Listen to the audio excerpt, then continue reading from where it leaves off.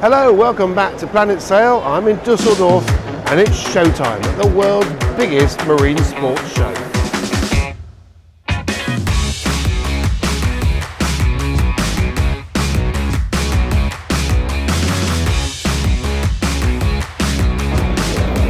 This show is absolutely massive. 17 halls packed with everything from super yachts to scuba diving, dinghies to yachts. It's absolutely incredible. The fact of the matter is, if it isn't here, it probably doesn't exist.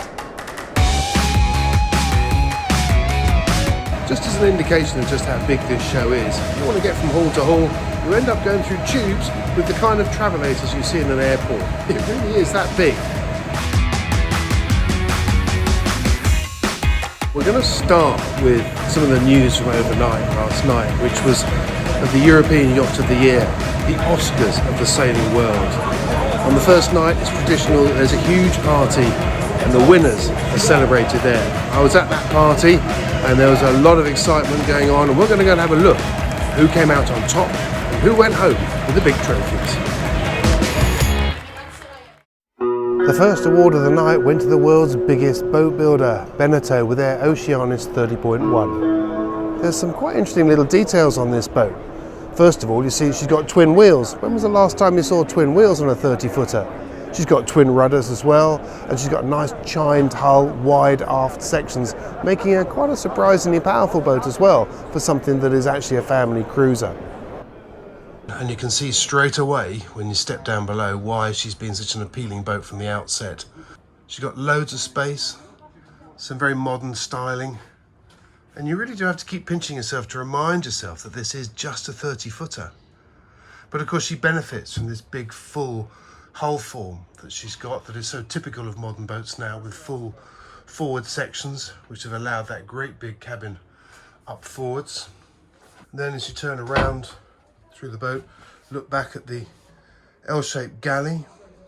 No nav station though, apart from a nav sort of area here. Then we go a bit further back. Nice spacious shower heads. And then on the port side, double cabin aft. It's not difficult to see why this boat's been popular.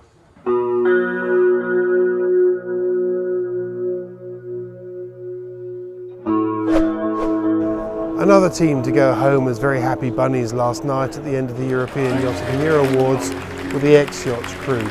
They won their category with their X 4.0. Now this Danish yard is well known for its expertise in the cruiser racing field, and here is yet another example of how they really understand what makes a good performance racer cruiser.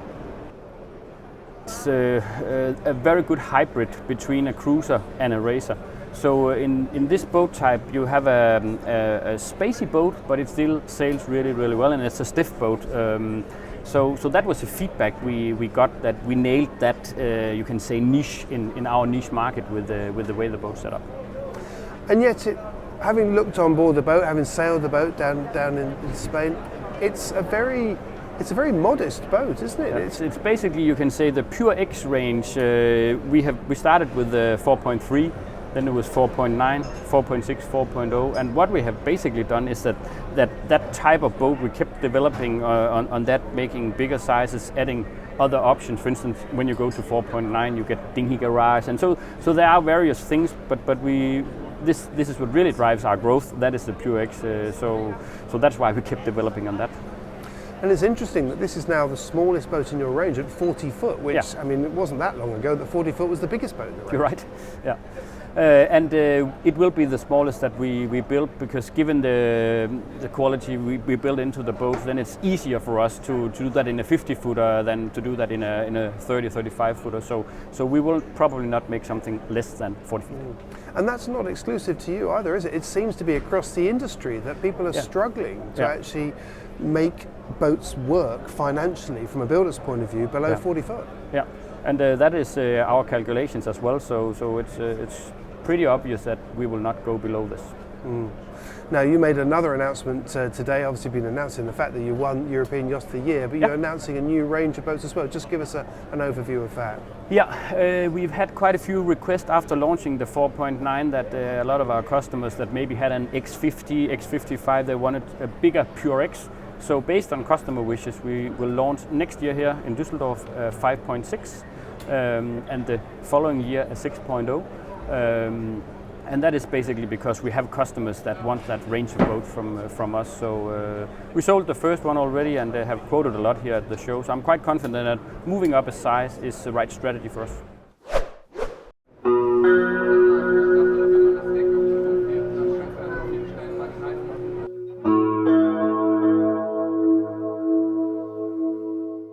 Building production boats has become pretty tough over recent years, particularly as manufacturers have just got more and more efficient at doing it. But it's making it harder and harder to make money on small boats, which makes it all the more surprising that a big company like Dehler chooses to not only build a 30-footer, but a racing 30-footer. Now, the Dehler 30 OD that I'm on board here was launched last year in the water, and she's aimed very much at the racing market, and not just a straightforward racing market either. Another niche, short-handed sailing. Sure, she can be fully crewed, but this boat is really aimed at double-handed sailing. Part of that emphasis has been because of the rise in interest in double-handed sailing. You see that in the Fastnet race alone, where the double-handed entry has now got bigger and bigger and bigger. But that enthusiasm for short-handed sailing has been reflected elsewhere around the world. Plus, of course, there's the lure of the Olympics, which come 2024 is going to have offshore sailing introduced into that as well. So perhaps it's no surprise that so many manufacturers are now looking at what boats they've got available that might just make the cut when it comes to the games. So what's she like? Well, she's a lovely little pocket rocket. I sailed her down in Spain last year. Wasn't a massive amount of breeze, but what comes across very strongly is that everything is to hand in the cockpit. You've got all kinds of details that you just don't find as standard on other boats. Things like footbars for sitting out, even these poles just behind me here for getting the Jenica sheet lead further outboard. That's the kind of thing you normally just see on a Volvo 65 or a Grand Prix racer, but it's been incorporated on this boat. But underneath, one of the things that stands out that really is quite unusual for a boat of this size is a retractable prop. She's got pretty much every kind of racing toy you want. Genoa car pullers, in-out pullers, the whole works. And to be honest, when we were sailing her, one of the problems was that there was so much string in the cockpit. It was a bit of a snake's pit. And with a full crew, that could be quite tricky to handle. She's also got water ballast. That's the other big surprise. Down below, she's a very interesting configuration because you might think, because she's a race boat, that she'd be completely stripped out down below. But she's not. She's got an interior, which has confused a lot of people, but it certainly looks pretty good. So this is a fully kitted out, ready to go, pocket rocket 30-foot racer. In the big boat category, the battle was really close, and I'm told the fight went right the way down to the wire between the Oyster 565 and the Amel 60. Amel are an interesting yard. They're based on the west coast of France in La Rochelle. They've been going since 1965, and at no point in their history have they ever had more than 2 models. But one thing that has remained the same throughout is that they've always sought to produce boats that are capable of blue water cruising and could be sailed short-handed. And a lot of the key elements of their design has gone right the way through, from the early days of the 60 right the way through to this latest boat, the Amel 60. She's a modern boat, she's got a plumb bow, she's got beamy sections aft, but she retains a lot of the original features that have made the Amel so popular over the years. The most noticeable is her fixed coach roof that you can see just up here. That's right in the heart of the boat where the steering is and all the control systems are, and it provides a very, very protected space. And the other thing that they're notable for is the fact that you can always sail an Amel on your own. One of the other features that's very noticeable as a change to the Amel style is to have twin rudders.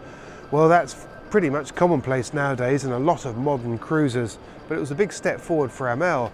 But with such beamy sections aft, it was a natural step. Of course, those that know Amel well will point to one other feature that characterises this company's boats. The options list. Because with an Amel, it's incredibly short. And that's because the list of standard kit is really quite long. The Gallia is a very good example of the high specification of this boat. For a starter, you've got an induction, a Miele induction hob and an oven.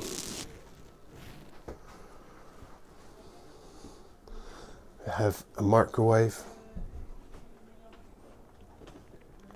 You have a dishwasher. We have a freezer here.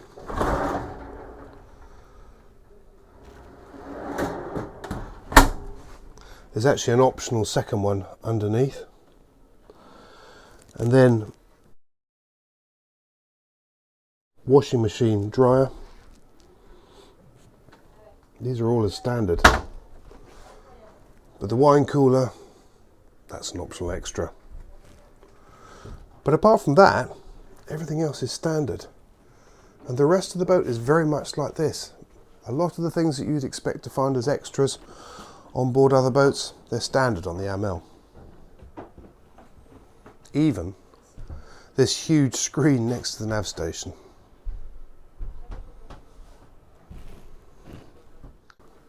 Going forwards, we have two doubles forward, mirror images around the centre line, this one to port with its own heads and shower up forward.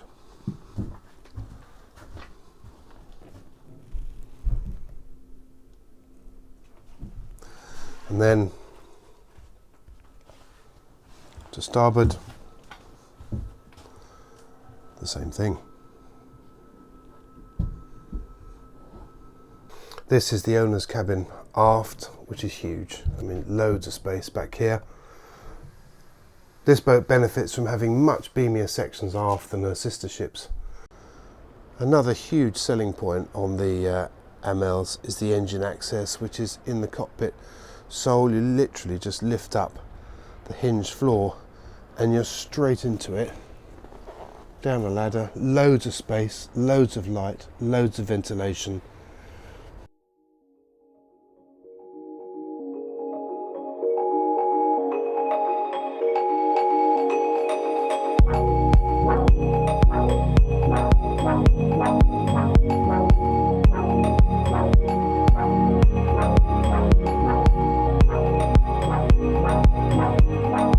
So there you have it, that's my review of the 4 winners of the European Yacht of the Year awards.